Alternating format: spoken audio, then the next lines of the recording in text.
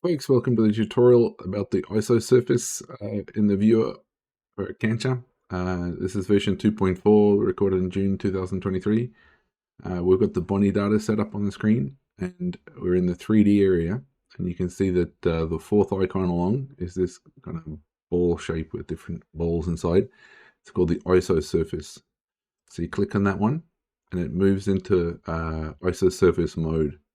You'll notice here in the 3D controls, there's a new area that's been added underneath the block model area in 3D controls. And this is saying that IsoSurface, in this case, it's in the greater than mode. It could be less than mode. So say, for example, we want to see everything that's greater than, right now we've got, we'll load up silver on the block model. And maybe we want to have, see only the material that's got greater than 2 grams per ton of silver. So we can type in 2 here, and then we can see that the area that's not, let's just go a little higher. Let's go up to, you can either slide it or you can type it. So here, for example, this is a material that's got greater than 5 grams a ton. You can see the stuff that's not is kind of ghosted out. Of course, you can use that in combination with, for example, you could have the silver grade for the metallurgical samples on there. Just turn those on. You can see where the metallurgical samples are in respect to the high grade silver. This can be particularly useful. I use it all the time to show sample distances. So here I've loaded up the sample distances, and I will change the color scheme so it's a little bit more continuous.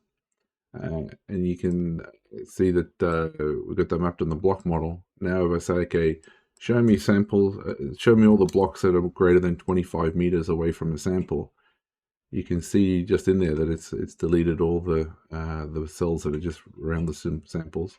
If we just move that up to about 50, for example, now we can start to see the areas of the mine that are underrepresented by sampling.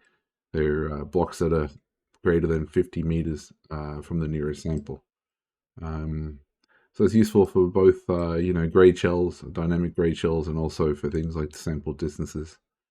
And that is how you use IsoSurface. You'll notice that here it's got a little caption here that tells you what the IsoSurface is. And if we bring up the dynamic legend, you still got the same scale, but you'll have this notice here that you're only showing stuff greater than 49.88.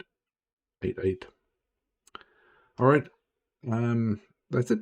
So thanks for your attention.